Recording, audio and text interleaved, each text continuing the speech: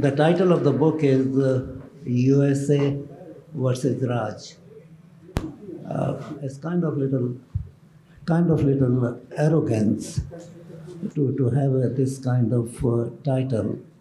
But it is basically because the case was that filed by the United States government. The title of the case, actual case in the court was USA versus Rajbotra et al., meaning that there are another 4 or 5 people included in that, and that is the reason the name of the book. Then we added in it Ordinary Man, An Incredible Journey. That came from Prashant. I think instead of Incredible Journey, he could have written Roller Coaster Journey.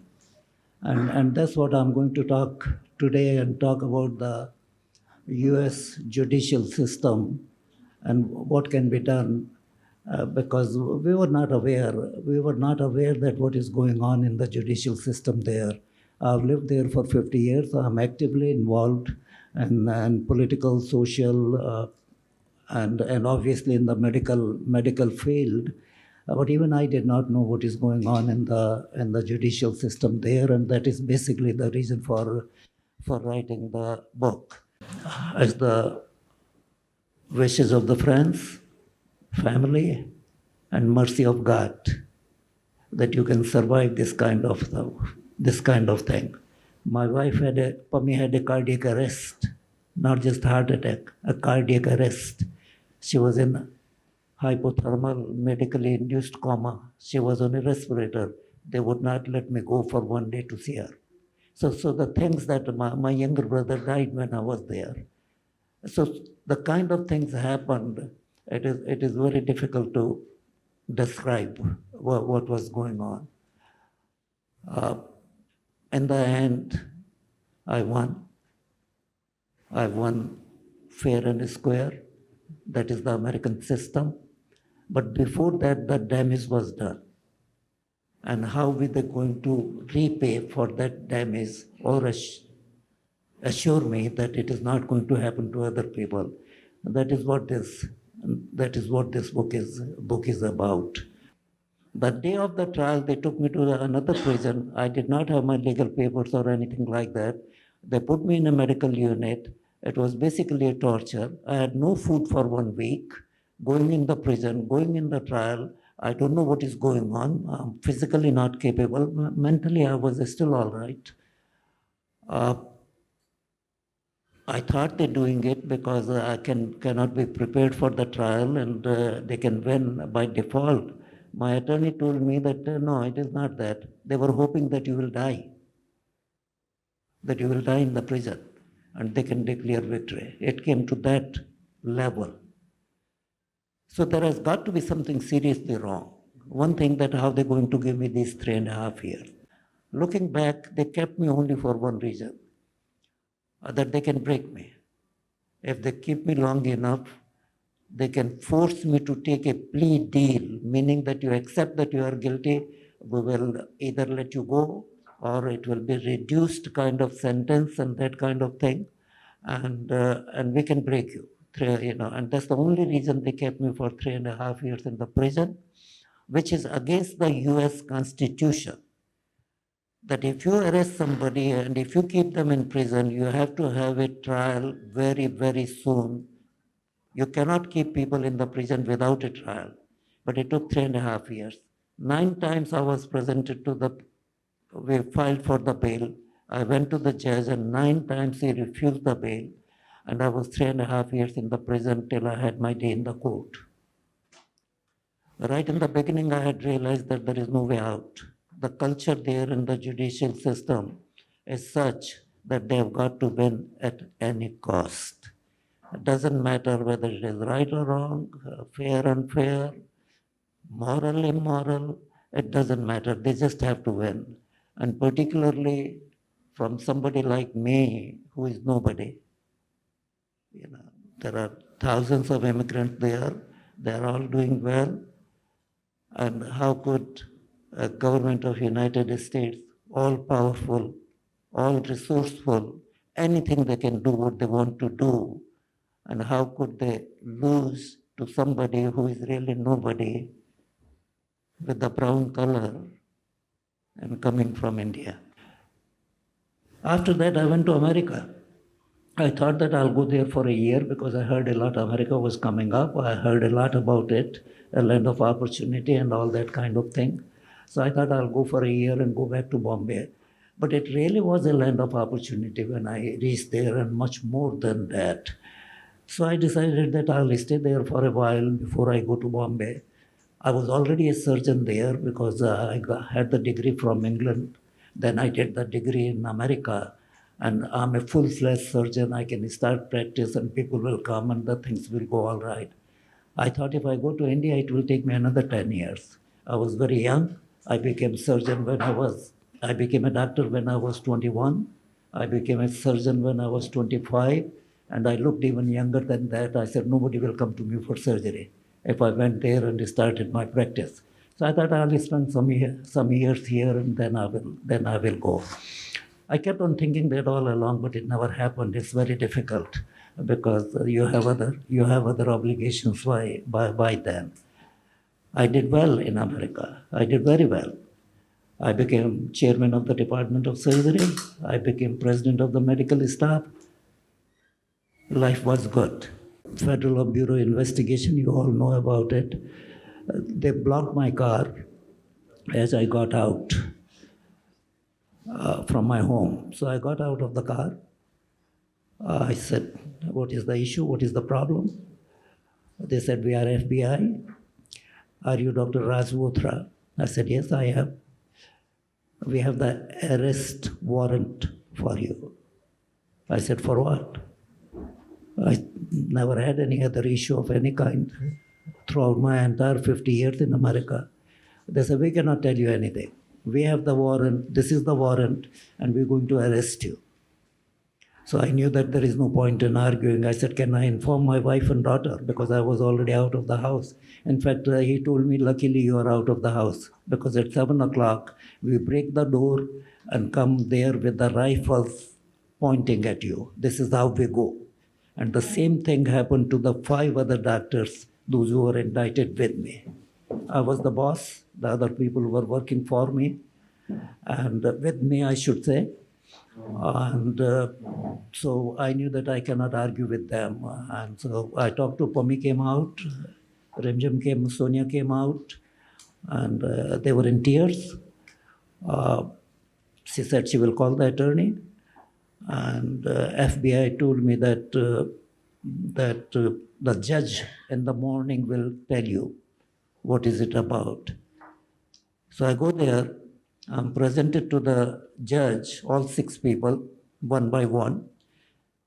The 5 people were given the bail on the same morning, and that is the usual thing. They go home and then the case will continue and whatever happens in the trial. But they did not give me the bail on the first day. Exactly the same kind of thing, what it is for the other people. And they had a flimsy reason for it, that you are a flight risk. That if we give you the bail, and we are talking about the indictment of $500 million, that you have defrauded the government, to be exact, $450 million, that you have defrauded the government on the medical payments, and the narcotic distribution, that you have prescribed that many kind of medications, and if you do that, you will run away to India. That was a fig leaf. That they can tell for anybody that you are, if they want to keep. So that became a challenge. And government what they should have done when they realized that there is really no case, they should have dropped it. Instead, they doubled down on it. They made it a prestige issue. They advertised in the newspapers that this is the biggest Medicare fraud case in the country. And this is the prestige of the United States government behind it. And they could not do that. I don't know where it comes from, and that is really the reason of writing the book. That is really the reason for making a film, making people aware that this is what is going on there in the judiciary. I had my day in the court. 7 weeks of trial. Everything was clean. When the government talked about $450 million, it was basically $45 million with a staff of 130 people and 10 doctors and the whole group. I had a kind of entire hospital, but I was the single owner of that. Other people were working with me. That was entirely wrong what they did. And these are the government figures. I don't have to prove it. It is the government, those who are telling you what they are paying me. Second thing they had, the issue was about the narcotics that we were prescribing, and we prescribed some 2 million pill of narcotics, and people were selling the narcotics and all that kind of nonsense. That again is every single medication that we write, every single pill we write, it is reported to the state of Michigan, and they know exactly what is going on. What happened is this, that everything the government did was giving half the information. Like in narcotics, a usual practice is 500 patients or 1,000 patients. We had 25,000 patients. So obviously our billings will be that many times more. Obviously our prescriptions will be that times more. They never said that thing when they indicted us. Just gave the number of people and the media that kind of thing, and everywhere in the newspaper, in the television, that's what it was. So I had my day in my day in the court. After 7 weeks of trial, when the real facts came out, and as I said, I was only relying on the jury. I knew that is the only place where I can win. Otherwise, the whole thing is totally corrupt. I won 54 counts against me, 20 years for each count. Tommy said she can't even count how many years, maybe 1,000 years you will be in prison if you are convicted.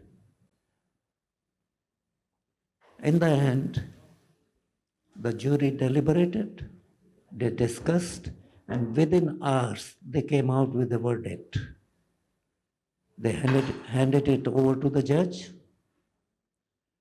The judge had little hard time reading it because he couldn't believe what it was. Count one. He waited 30 seconds. It felt like an eternity. He said, not guilty. And then 54 times he said, not guilty, and I was sent home. But it took 3.5 years. Now, there are many disturbing questions in this. And the disturbing question number one, as soon as I came home, I got the first call from Anil, a friend of mine here. And he said, Raj, I want to ask you only one question. How they are going to give you back the 3.5 years of your life that they have taken away? They have taken away from Pami that 3.5 years. They have taken away from Sonia that those 3.5 years. And what they went through, it is totally unbelievable, that you will see in the book and that you will see in the film whenever it comes out. They had no right to torture them in this way. They had much more difficulty and much more problem than I had in the prison. And I can clearly say that if it is not for them, I would have been dead in the prison. And that's what really the government was hoping for. About the bail, everybody went home with the same kind of charges. How can you keep somebody for 3.5 years in the prison without a trial? The US Constitution, the Sixth Amendment, mandates that the trial has got to be done in a very limited time if you're keeping somebody pre-trial in the prison without giving them the advantage of going to the court and going in front of the jury. So that is the second question. I want you to imagine so that you can get a clear view of what was the situation, that having lived in a country for 50 years and worked there, doing everything right, working hard, playing by the rules, even then you can get in a situation with no other notice or any other thing, and you can be thrown in the prison. And not only you can be thrown in the prison, you are not given a bail. while they have given the bail to all other people with exactly the same kind of thing, I spent 1301 days in the prison. And then I got my day in the court. It took me that long because the only reason they kept me is that we can break him. He will plead guilty. We can make him do that. And if he pleads guilty, everything else will fall and we can declare victory. And the government in turn gave them that we will give you a lighter sentence and what you have to do is to come and be a witness against your colleagues, against the other doctors, and throw them under the bus. And that's the only way we can give you some lighter sentence and leniency. Now, these two doctors pleaded guilty. They did not spend one day in prison. I'm very happy for them. I'm very happy for their family. And they were good people. They did not spend one day in prison. And I refused to plead guilty. I said, that will never happen. I'm never going to do. I was ready to compromise if there is any other thing. But pleading guilty, I'm not going to do. Because this is the question of honor. My honor, my family's honor, my country's honor, where I came from. And this is never going to happen. They said, you will die in the prison. I said, so be it. I'll die in the prison, but this will not happen.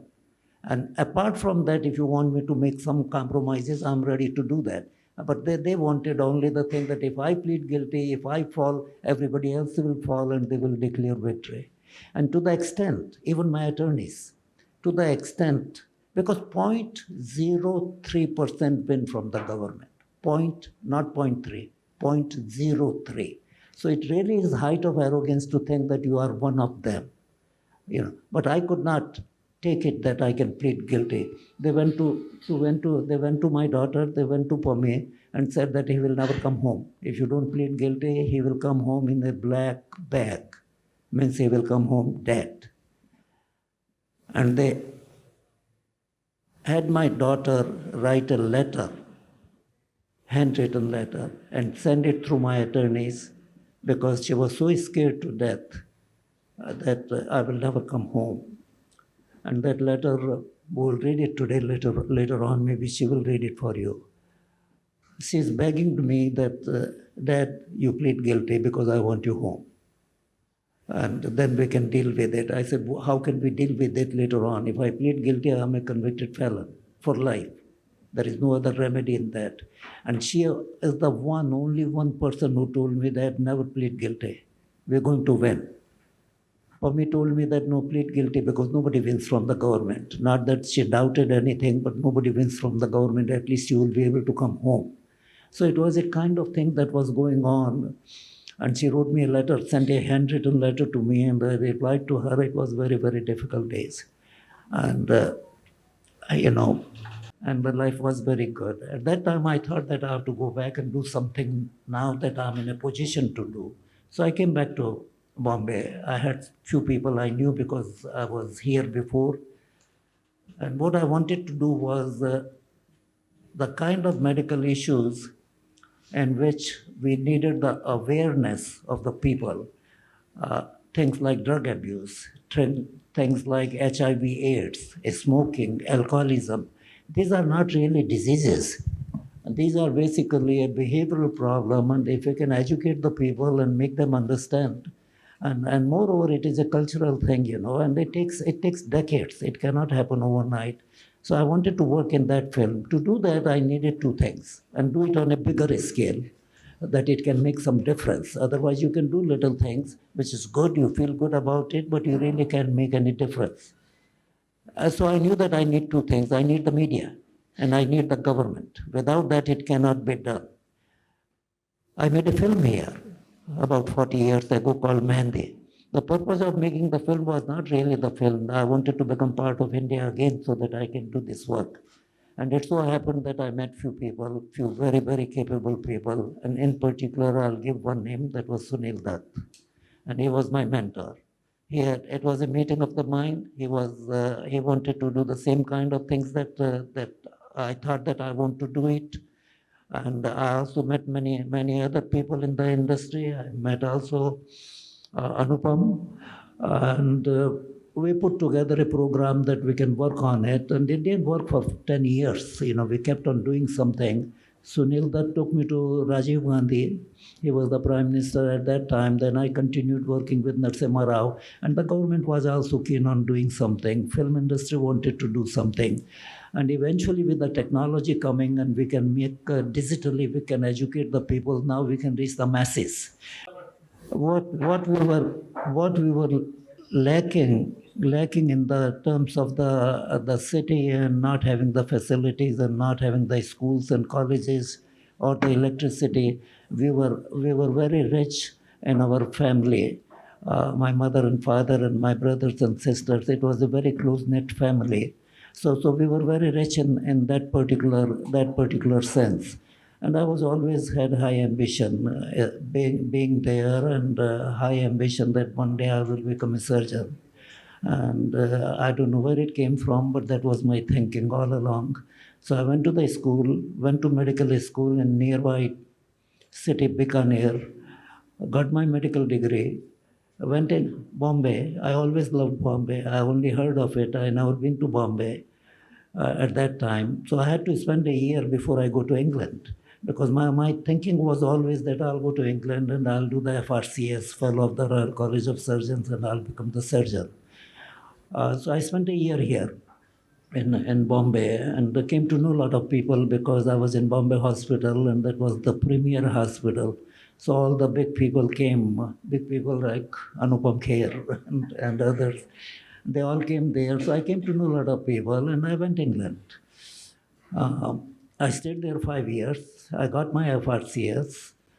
The plan was that I'll come back and settle in Bombay and do my work here, because I got my medical degree here, as I said, and my expense, as I recall, was something like 200 rupees a month, everything included. So I became a doctor in something like $2,000. So somebody paid for it.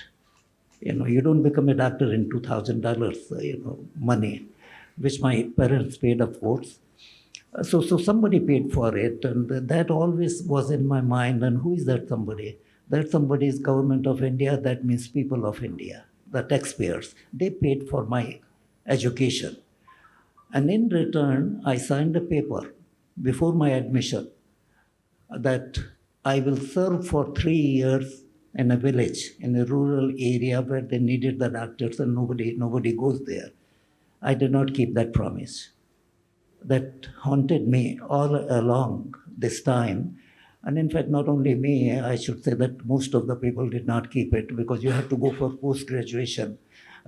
Being doctor and getting a degree is really nothing. You learn a lot of the things afterwards.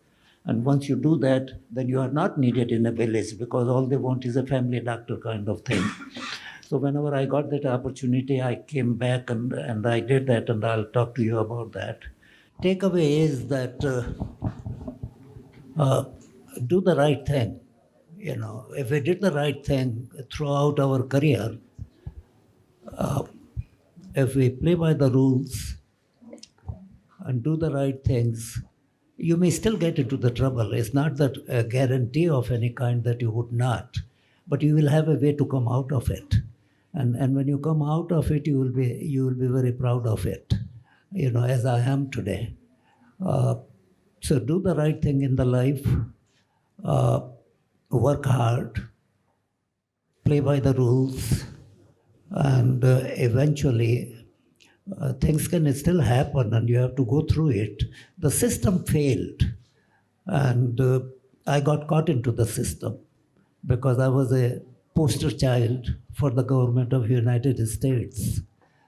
There was a narcotic crisis going on. They have to prove to the people that they are doing a lot of things to mitigate the narcotic crisis. 100,000 kids were dying every year for 1 year. And I was there. I had the biggest practice in the country. And as I said that, sadly, when I went to America, it wasn't against us anything. But I have to say that the things have deteriorated there. Things are getting worse.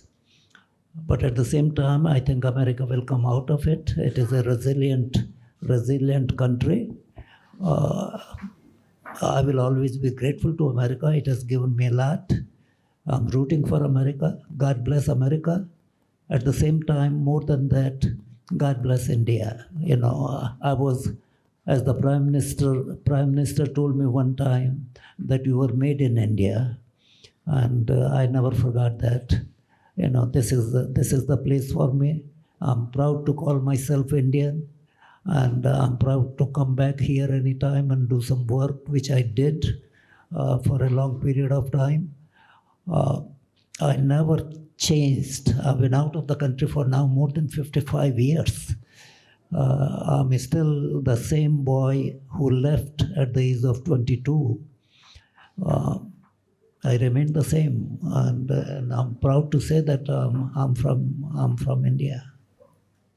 So we made many documentaries, and in one of the documentary, which you can still see it on YouTube, the title was Evils of Tobacco. I made it under the banner of Rajiv Gandhi Foundation. It was done by Balaji Telefilms.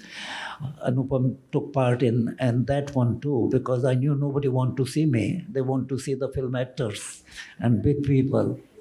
This was my first trip to US. In fact, Jitu ji was there, Jaya Prada ji was there, and we had various stage shows in various cities. And then we had a show in Michigan, Detroit basically, and everybody said that you have to go and meet the most influential Indian in the city. And we were taken by the car to a certain place, and then from there a boat took us to a lake house. The house was in a lake. And I was very proud that an Indian has made such an amazing progress in US, where he lives in a house like this. And then we spent a lot of time with each other, and Dr. Bothra came across as any Indian who has made it big. He was a first generation Indian in his family. His background was that of any middle class person's background. And then we became friends in the sense that whenever they came and they stayed at Jitu ji's house, Jitendra ji's house, and then Tushar used to study, and then he used to tell me. So it was a very regular story about all the top Indian doctors who become big names over there. And I every time I met any one of them, I was very proud Indian that what a great success they have made out of it. I was in New York doing a series, and I was in an Indian function. And I saw two families gossiping about Dr. Bothra, that you know that Dr. Bothra is in the jail. So I said, which Dr. Bothra are you talking about? He said, Raj Bothra. I said, Raj Bothra of Mummy Bothra Raj? Haan, kya hua? Are drugs mein pakde gaye. This is how life is. I said, drugs mein pakde gaye? ऐसा कैसे होता है? मैं तो बड़ा अच्छी तरह जानता हूँ उनको. ऐसा हो ही नहीं सकता. You know, as a person, you sometimes judge people, but that's how your so-called friends also talk about you when you are in a jail and something like this. It does. And then some people were defending, etc., etc. And then I called up Pammi, I think, and she told me that this is what has happened. Till now, you only heard about these things in cinema. You don't hear anybody who's closer to you. And you say that these things happen in India, but this happened in the most advanced country in the world. I recently, last week, I read a person who was kept in the jail for 42 years. And they discovered in America, and they discovered after 42 years that he had not committed the crime that he was there for. So man left, also almost spent his entire life. He was 73 when he came out of it. He was 19 years old. I can only say that, Dr. Bothra, you have a story to tell. And I can imagine what must have happened to you for those 3.5 years. Actors or the known people who live in hotels in an outdoor shoot, and if we don't shoot for 2 days and we are made to stay in the hotel, we feel claustrophobic. Where there is a room service coming to you, there are people, there is lobby, but we are sitting in a room, or why the world outside is, how is the world outside? So one can imagine what must have happened to you, and so nobody can give you back those 3 years, and as you rightly said, that Sonia and me must have gone through worse things, because not only you were at least in the reality and the real time, but they were in imagination also. And but then courage is very infectious. The fact that you did not plead guilty, I think, shows the person that you are. And you sent me. We spoke about it on the phone. I'm here because I believe that truth always wins, not only because you're my friend, but I'm also here because I believe in truth. But truth can be sometimes very painful. And those 3 years must have played havoc in your life, mentally, physically. You were telling me that you lost almost 16 kilos of weight, and the trauma is still there. You will live with it. There is no words of wisdom or words of encouragement that I can give you, because that has happened. But you are back in your own country now, in the city, Mumbai, with your friends, with your daughter, with your wife, with some family members. I can only say that everything is okay in the end. If it is not okay, it is not the end. So I wish you great luck, wish that your story, wish that people like you come back to India and start living here, because this country is much better than any other country in the world. 4 years of my life, when he was in jail, it was very, very hard. I was going to every temple, mosque, church, everywhere, and just praying to God that whatever it is, like usually Indian women, they tell that for the husband ki life ke liye, for the long life. And I just kept fighting with God. Either you take him away or bring him back to me, but don't send him back in the jail. Because what he was going through, so much misery, I couldn't bear it. And it's better that he doesn't suffer and he's gone. But it was very, very hard for us to survive like that. So I'm so happy he's home. Since 1989, around 36 years back, as a child, because we went on a family holiday and my family knew them from before. So my association with them has been since then. And then in the 90s, when I was applying to universities, I happened to get into University of Michigan, Ann Arbor. So I decided to go there, and they became my legal guardians for the next 5 years. Because every student who goes on an F1 visa has to have a legal guardian, especially in India at that time. From India at that time, things were very different. So I was associated with them when I was studying. Every Thanksgiving break or spring break, I used to go to their house. And of course, even before that, I was witness to Sonia coming home in 89 itself, 1990 or 89, when she came home and she was born. So that also was something that's a memory that's very vivid in my mind. So since then, even after coming back to India in 99 and joining the film industry, I kept going back and meeting them. And they've been very close to me, especially Pummy Auntie and Doc, of course. But Pummy Auntie is like a buddy. She's very young at heart, and she's always the Gen Z. She's the Gen Z auntie from abroad. You know, we all have a Gen Z auntie from abroad. She's my Gen Z auntie from abroad. Yeah. And thereafter, then, of course, it was Anupam ji, in fact, in December 2018. A couple of weeks after this happened, I met him at a party in Taj Lands End, and he told me that this has happened. And I don't know how he had the details. He described it very vividly about what happened outside the house and bediyan and wo sari cheeze, you know, the rigmarole that is part of the system there. So it was a shock, of course, and I'll keep it short from here on. But I kept speaking to Pummy Auntie every now and then, and she, of course, was nervous, was I mean, I can't describe what she was going through, but she kept saying one thing: he is very strong. He will not give up. He is very strong. He had a fall in jail.